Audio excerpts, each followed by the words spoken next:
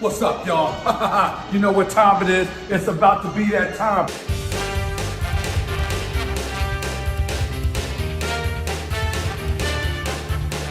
Damn, son, where'd you find this?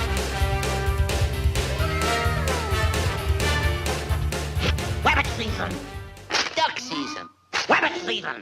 Duck season! Rabbit season! Duck season!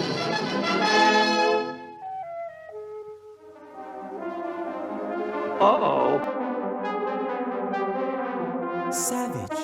And we're back. One Piece 1096 is out, and what a chapter. I want to thank everybody that came to the stream to celebrate the God Valley goodness. If this video is coming out on Tuesday, it's my birthday. We were celebrating that as well. And I gotta say, Oda, you redeemed yourself, buddy. Last year, it was a break week during my birthday. The year before that, you had Kinemon come out and start farting all over the place. But this year, you go and do something like this and totally redeem yourself. Oda really had God Valley looking like the opening to the 90s X-Men TV show.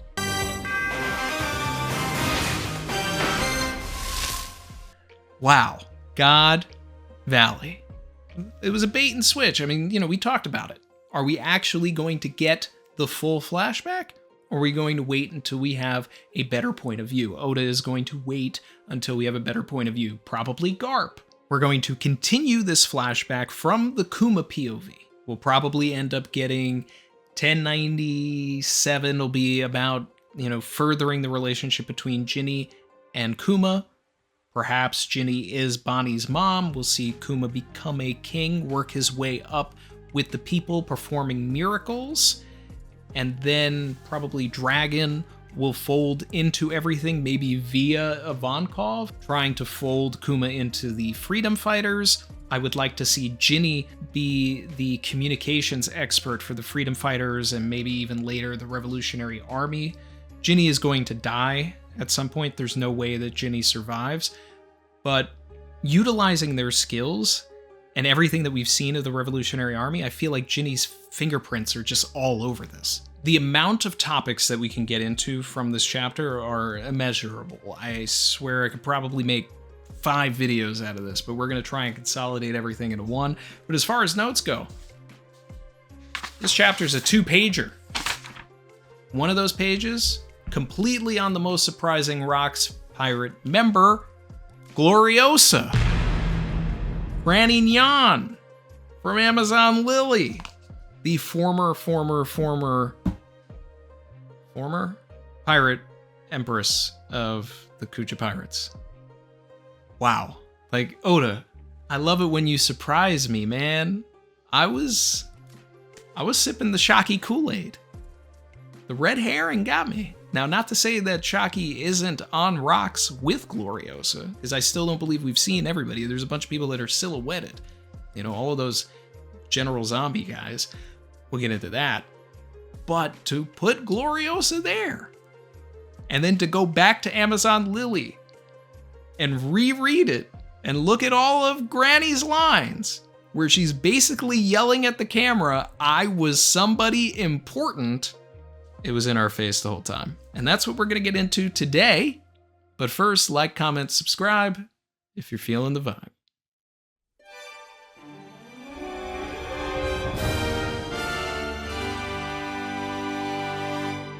We have finally seen, at least partially, the Rocks Pirates. Some notable things to talk about here. Whitebeard has a captain's hat.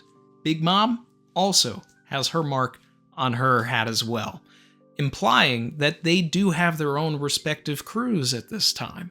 What does that mean? I don't think it has anything to do with Davy Backfights. I believe that he had so much pull in this world, that he was so magnanimous, that when he had a heist, he would call upon other captains and they would just fall in line to join him, because whatever score he would go after would just be too crazy to miss out on. So it's like all of these conquerors here, no one's actually working together, Some of them are even captains on their own, but they all fall in line because Xebec is basically the Frank Sinatra, the George Clooney, the Danny Ocean of this world. And he is assembling his Ocean's 11, which is the Rocks Pirates, every time he has a heist. He's bringing the best of the best, or the worst of the worst, to make sure that the job gets done. And when it's done, everybody splits back off again. This is why Big Mom says, oh, this is your first time working with rocks. So it's something that you go in and out of. Some notable individuals that have been speculated to be on rocks for years now, but are not pictured in this spread, doesn't mean that they're not there, but they're not pictured in this spread, would be Higuarashi. During the Odin flashback, she transformed into Shiki and what I believe is Stussy. So it is implied that she had some sort of a run-in with rocks. Maybe she was just on another job, not God Valley, or we'll turn an angle and she'll be there. Wang Shi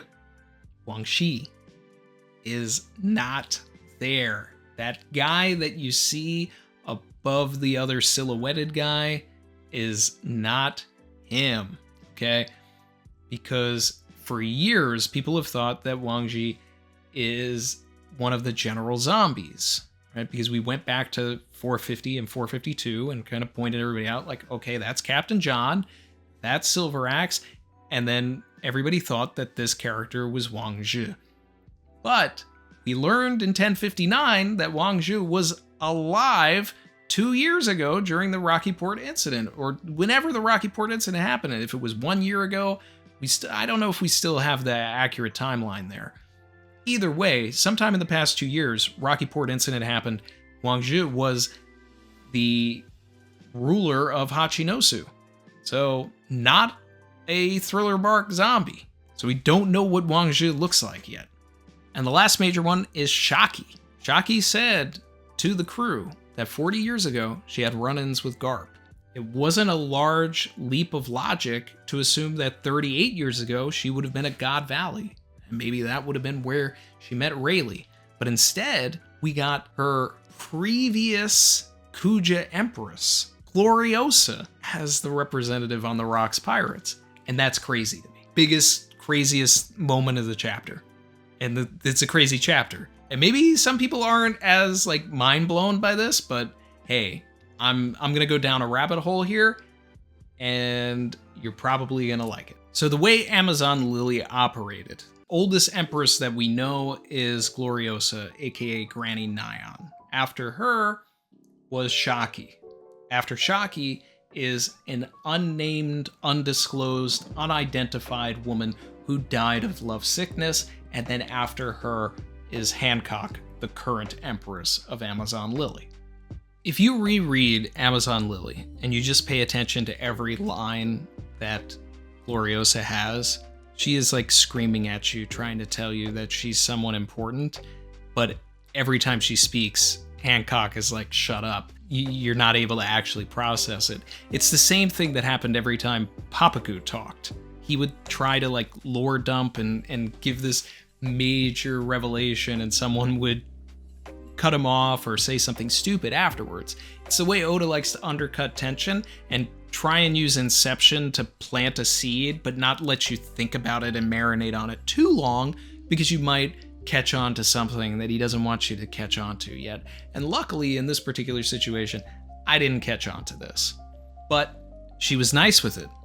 Hancock throws her out the window, she does a big flip and lands just fine, right? Showing that she knows what she's doing. She knew a bunch of government secrets and was able to essentially explain the little triangle between Enies Lobby, Impel Down, and Marineford to Luffy. She's always reading newspapers. She's very invested in what's going on in the outside world because she is considered a traitor for having left Amazon Lily to go into the outside world in the first place. When she found Boa and her sisters in the outside world following everything that happened at Marijoa with Fisher Tiger and all of that and being a slave, Gloriosa is the one that's responsible for helping Boa get back to Amazon Lily.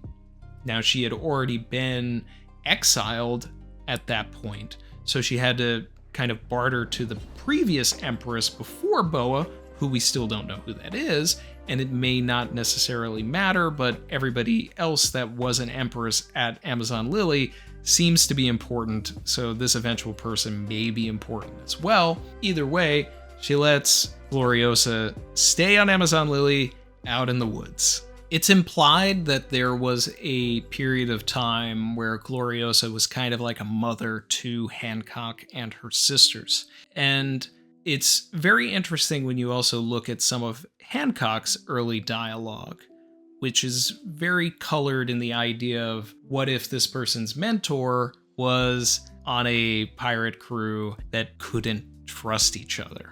Hancock gives Luffy a very powerful choice, right? Hey, you can save Marguerite, or I can give you this boat and you can go to your friends. What are you gonna do, man? Man? What are you going to do? Show me your true colors, man.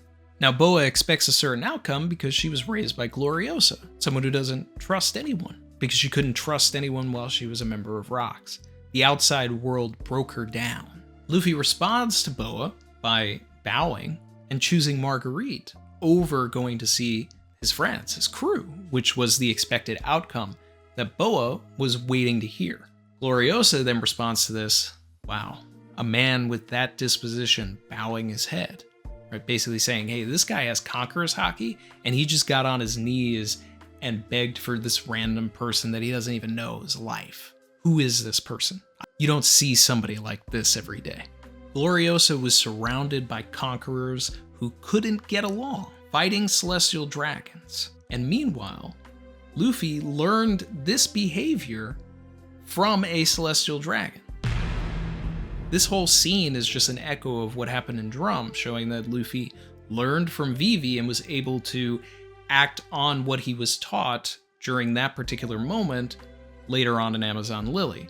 The same idea of saving Nami works just as well here to save Marguerite, and it shows that Luffy retains something, that his leadership prowess is growing, but it's an even bigger moment than what happened in Drum, because now it's Luffy's leadership on full display after he is now coming to terms with Conqueror's Haki. He is truly becoming the leader that he was born to be, and his Haki is blooming because of that. I'm going to read some lines from Gloriosa, and we're going to dive a little deeper into the lines. Do you understand the scale of this war? Said by somebody that probably understands war. Somebody who's been on a few battlefields. So you want to save the most important prisoner in the world. Are they trying to save somebody at God Valley? Did they fail in trying to save somebody at God Valley? Is there somebody that was important to Rocks? Important to the crew, a former member, a child? Did they get them back? Did they not? There needs to be something deeper at God Valley. I don't buy that Rocks is just going because he wants to get his stuff back, or that he wants to fight Roger. He needs to want to take down the world government. He needs to be getting something. If it becomes more personal, like, wow, they stole my wife, they stole my child, they took this, like, then you get all of these people rallying and like, well, we've got to help this guy out whether we like him or not, because this is a good cause and we all hate the world government, right? So that's interesting to me. You would be like an ant in a hurricane. You might simply get repelled, unable to do anything. Now, Luffy had just been literally repelled by the paw fruit to even get on this island. But was Gloriosa repelled from God Valley?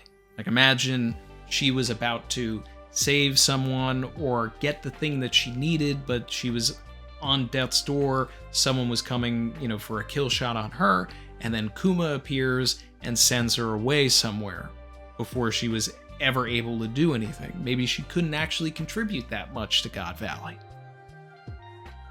And then Kuma sent her away. Maybe she feels regret, embarrassment, that she couldn't play a bigger role in everything that happened, especially after probably finding out that Captain John, the guy who looks like Wolverine, the Silver Axe, and all of these other guys ended up potentially dying during God Valley.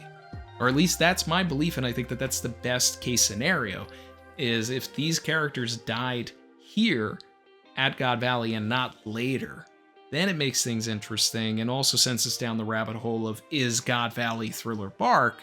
Because Mori is from the West Blue. He would have been 12 years old at this time. Is the Kage no Mi one of the fruits in one of those chests? Is he a resident of God Valley in the first place? Does he have all of these Rocks pirate corpses, not just because he had a vendetta against Kaido and wanted to turn his former crew against him, but that he's actually been traveling around with his homeland, and all of these dead bodies just happen to include the Rocks pirates? Because if you go back to the General Zombie thing, you can actually pinpoint so many of these guys to the corpses at Thriller Bark. Captain John one's really obvious. The guy in armor that is, with the long beard that everybody thought was Wang Zhi, he's there. You have a guy with a giant axe in silver armor, and somebody in Rocks is named Silver Axe. You have a guy with Wolverine claws. You have a silhouette with somebody that has Wolverine claws. You have a zombie with 4 arms holding guns with a bowler hat. You also have a guy behind Kaido with 4 arms and a bowler hat.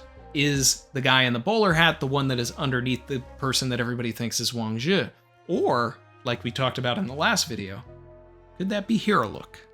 Are we going to see Hiriluk? Now, I said I didn't need him on the Rocks Pirates, but what if he was? I mean, their goal is to steal things, right? And Hiriluk was a thief that operated in the West Blue. So I actually would prefer if Hiriluk was just here as his own separate entity that kind of got lost into everything and was able to get pushed away maybe by Kuma. Wow, I just thought of this, but what if Hiriluk was already sick and Kuma sent him away and he lands in the Sakura field? That would be crazy and would just tie into the theme of the end of the chapter where he's performing all of these miracles. Man. One Piece. It's too deep. It's too deep. Gloriosa says, I was living in the outside world. Plain and simple. She was already out here. When Boa decides that she doesn't want to go to Marineford at all, Gloriosa yells at her. She says this, if you lose your title, we will be just another pirate country. It will end in tragedy. We have children and elderly here too. Coming from someone who would have seen a genocide against everybody, man, woman, and child at God Valley.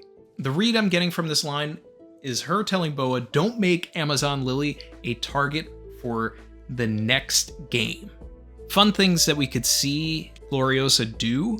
We see Gloriosa with a crystal ball. Does she make prophecies? Will we see her use the crystal ball at all during the God Valley flashback when we eventually get back into it sometime in the next 10 years? She's also kind of funny. Will we see that side of her doing goofy things like standing on her cane or her snake in like a weird way? A more wackier idea is, does she have a variation of a Neko no Mi, a cat fruit? Her nickname is Granny Nyan, which is a reference to the onomatopoeia that a cat makes, basically the Japanese meow. We see her land on her feet when she's thrown out of a window. She uses a crystal ball like a witch. I don't know.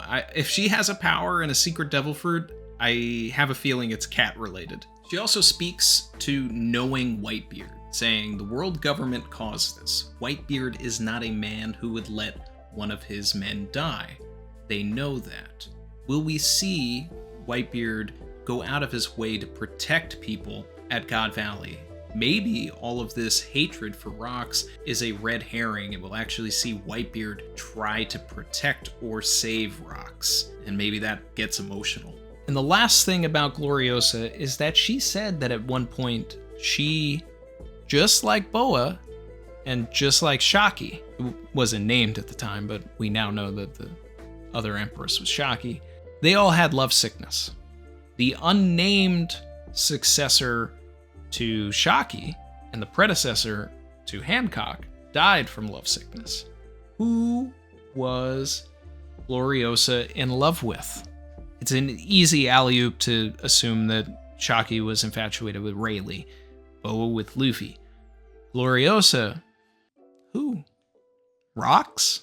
Whitebeard? Roger? Who could it be? I don't think that it's Rox, although that is the most interesting one to me, because she seems to share Whitebeard's disdain for Rox, which almost makes me wonder, is she infatuated with Whitebeard? In this chapter, she's having a little tiff with Bakin, who we know is infatuated with Whitebeard.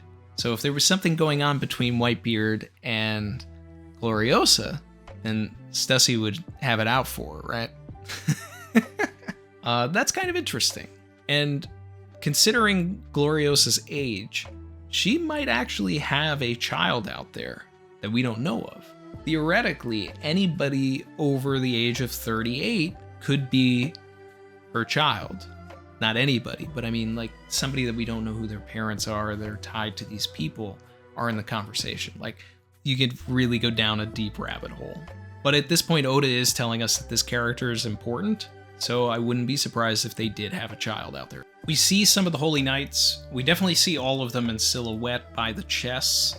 There's an implication that maybe the Manmire person is a Holy Knight, or they could just be a Celestial Dragon that is taking part in the games. It's a little more fun if we're actually introducing some of the Holy Knights.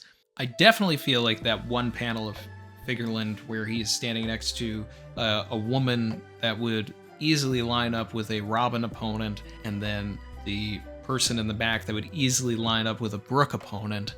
I feel like they're actually Holy Knights. Now, the one in the back has a Bucranium for a face, an ox skull, in a story where someone just appeared as a ox demon, right? Saturn, who's also involved in that particular flashback. There's a lot of ox imagery here. Either way, I really like that design, and I want to learn more about the Holy Knights because, you know, those are going to be some of our final opponents. But I don't know if the Manmire family and the other two people on the first page are actually Holy Knights or not yet. But I do buy that the other two are. Figureland is riding around on a duck, and at this point, it really might as well just be one of the Super Spotted Bill Duck Squad, right? Not that it has to be that actual Duck Squad, but whatever that race that Karu is makes sense, especially when you consider that the Nefertaris are part of the 20 families, so they would have access to this rare animal. A lot of people in the chat were saying that that fishman that helps Ivankov and Kuma get out of their cuffs could be Hack. It doesn't even look like Hack, and Hack would have been, give or take, 1 year old at this particular time.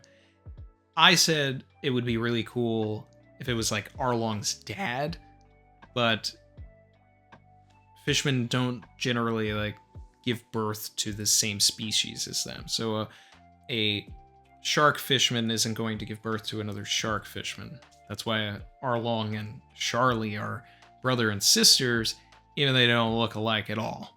But the guy really looks the most like Hody, and that guy really could use some added layers, but those layers aren't going to inform anything in Fishman Island. But it would make Arlong better. Some other cool cameos in this chapter were Kong finally doing something after 13 years, maybe, give or take. Did he ever pop up after his introduction page at the, right before the time skip? I don't think so. And then we see Bogard, right? Which, shout out to Bogard. I just got the only Bogard figure that has ever been made in the world. We'll unbox that later. The funny thing about the Bogard panel is that it looks like an afterthought. Bogard is literally drawn on top of Garp's sound effect. Realistically, the sound effect should be on top of Bogard.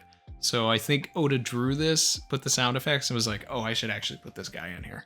The devil fruit part was crazy, because I immediately clocked that Ivankov was holding Kaido's fruit. I was like, what are we doing here? And then Big Mom coming out of nowhere, snatching it while she is potentially pregnant or just gave birth to Charlotte Montdor.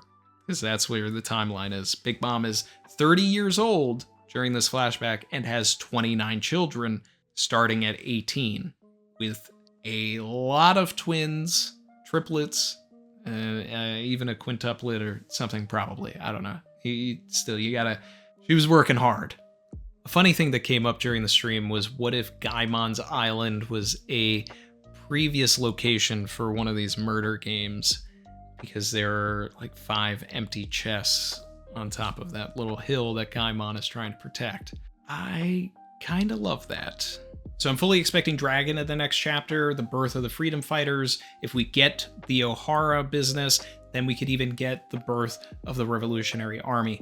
But I think the majority of screen time that's necessary here is establishing more of a relationship with Ginny and Kuma, which was done expertly in those last couple of pages. But I want to see Kuma with the townspeople of Sorbet. Why did he become the king? Why did he later be called a tyrant? What forced him to become a pirate that eventually had to become a warlord that eventually also led to becoming a robot? We, of course, need a reunion between Kuma and Ivankov years later. Kuma said, "I'll never forget your face," right? But we know what happened during Marineford. He forgot Ivankov's face. Damn, Oda. Oh, Damn, Oda!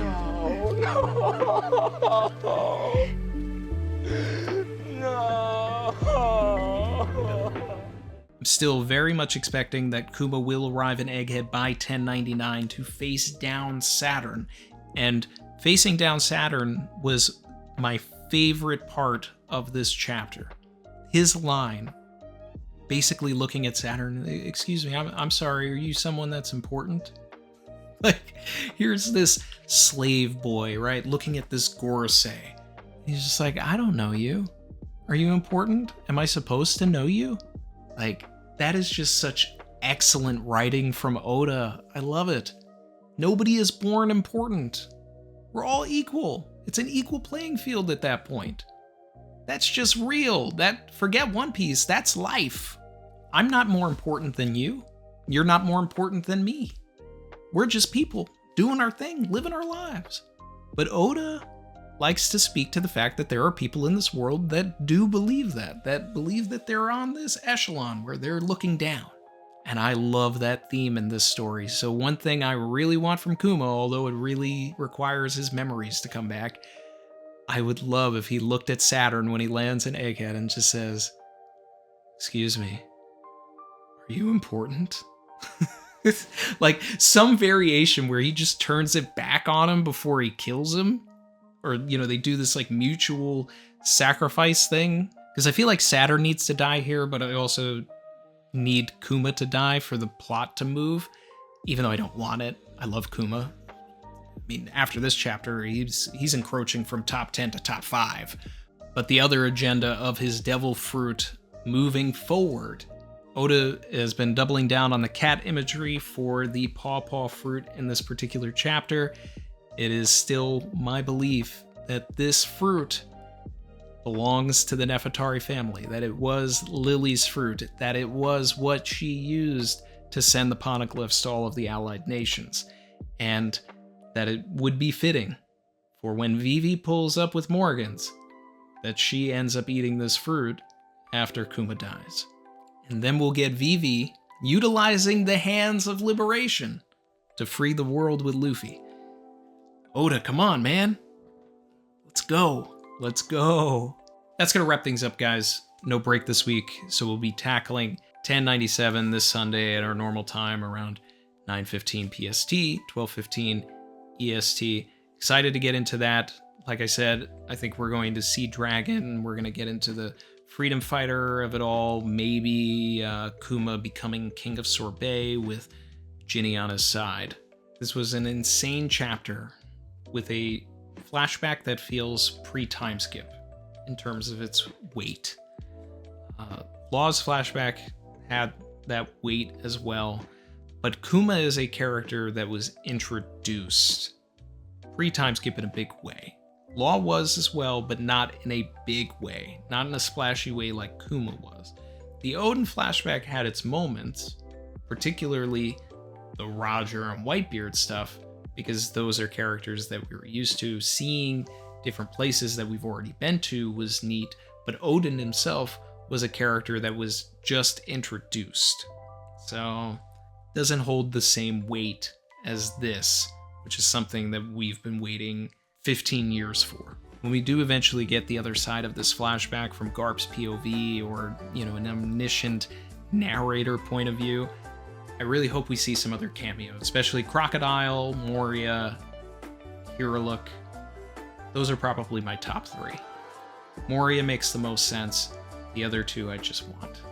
This was an Ascension level chapter. Looking forward to the next one. Thanks for joining me today. Like, comment, subscribe if you're feeling the vibe.